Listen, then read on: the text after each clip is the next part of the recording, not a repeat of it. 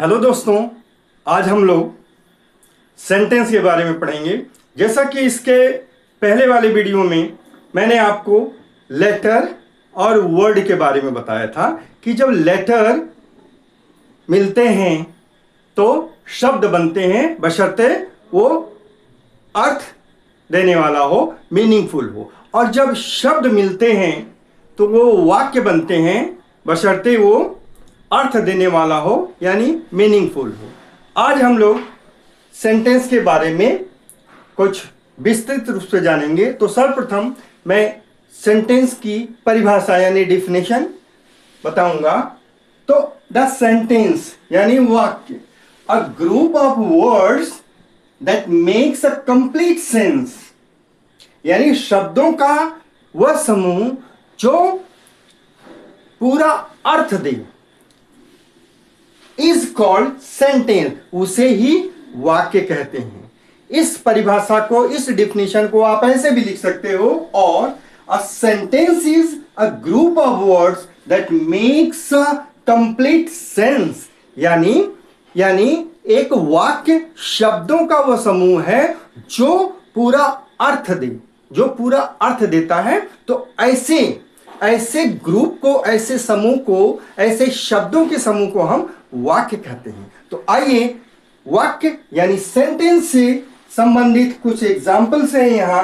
10 examples है, मैं आपको इसकी हिंदी भी बताऊंगा। आइए, फर्स्ट सेंटेंस है सोनू इज माई नेफ्यू, सोनू मेरा भतीजा है। तो आइए देखिए, आगे हम आपको बताएंगे, लिखकर बताएंगे कि सेंटेंस की शुरुआत जो है कैपिटल लेटर से होती है और अंत में फुल स्टॉप भी लगता है, क्वेश्चन मार्क भी लगता है, एक्सक्लेमेशन मार्क्स भी लगता है। तो हम लोग आगे पढ़ेंगे।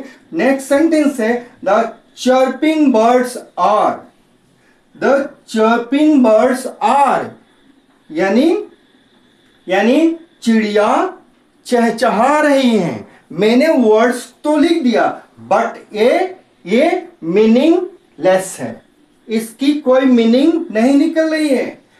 होना ऐसे चाहिए, द बर्ड्स आर चर्पिंग, पंछी चहचहा रहे हैं। बट ये सेंटेंस गलत है, ये सेंटेंस गलत है, ये सेंटेंस नहीं कहलाएगा।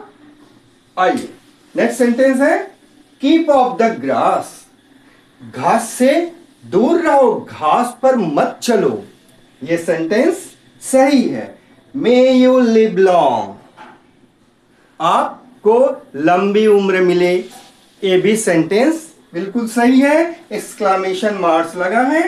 How beautiful the butterflies, how beautiful the butterflies, तितली कितनी खूबसूरत है, ये भी सेंटेंस है। सेंटेंस एक ऑर्डर में है तो इसे हम वाक्य कहेंगे, इसका एक अर्थ निकलना है। तो नेक्स्ट है व्हाट डिड यू सी, तुमने क्या देखा था। व्हाट डिड यू सी, तुमने क्या देखा था। यह प्रश्नवाचक वाक्य है, इसका भी अर्थ निकल रहा है। सारे शब्द जो है एक ऑर्डर में है तो इसे हम वाक्य कहेंगे, ये वाक्य की श्रेणी में आएगा। नेक्स्ट सेंटेंस है did you see an owl, did you see an owl, यानी क्या तुमने एक उल्लू देखा था। तो ये भी क्वेश्चन है, इंटरोगेटिव है, हेल्पिंग वर्ब डिड से शुरू हुआ है, तो ये भी वाक्य है क्योंकि ये एक अर्थ दे रहा है, ये मीनिंगफुल है। नेक्स्ट सेंटेंस है Lucknow the capital of UP is, यानी हमें लिखना है लखनऊ उत्तर प्रदेश की राजधानी है। हमने वर्ड तो लिख दिए सब, जैसा कि अ ग्रुप ऑफ वर्ड्स, अरे अ ग्रुप ऑफ वर्ड्स नहीं, एक मीनिंगफुल सेंटेंस होना चाहिए। मीनिंगफुल अगर अर्थ है तभी वो वाक्य कहलाएगा। तो ये भी सेंटेंस गलत है, Lucknow the capital of UP is नहीं होगा, है ना। Lucknow is the capital of UP, यानी लखनऊ उत्तर प्रदेश की राजधानी है। सेंटेंस ऐसे होना चाहिए, मीनिंगफुल होना चाहिए, केवल ग्रुप ऑफ वर्ड्स नहीं होना चाहिए। तो इस तरह से ये सेंटेंस गलत है। तो सही सेंटेंस क्या होगा? सही सेंटेंस क्या होगा? Lucknow is the capital of UP, यानी लखनऊ उत्तर प्रदेश की राजधानी है। आइए नेक्स्ट सेंटेंस पे चलते हैं। I did not buy this house last year. मैंने यह मकान जो है पिछले साल नहीं खरीदा था। यानी नेगेटिव सेंटेंस है, इसका अर्थ निकल रहा है, तो ये भी सेंटेंस कहलाएगा, ये मीनिंगफुल है। लास्ट सेंटेंस आपका है डोंट मेक अ नॉइज।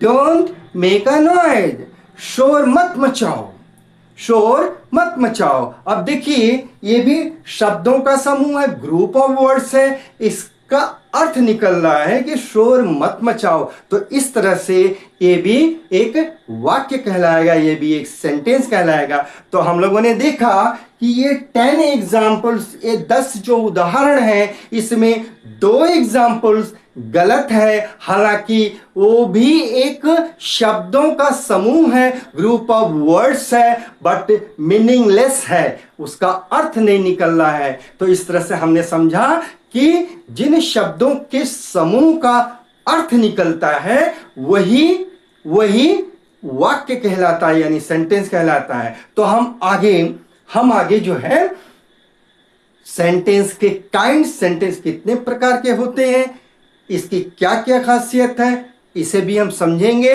तो आज जो है हमने ये बताया, आगे आपको हम बताएंगे कि सेंटेंस के काइंड्स क्या होते हैं, फ्रेज क्लॉज क्या होता है।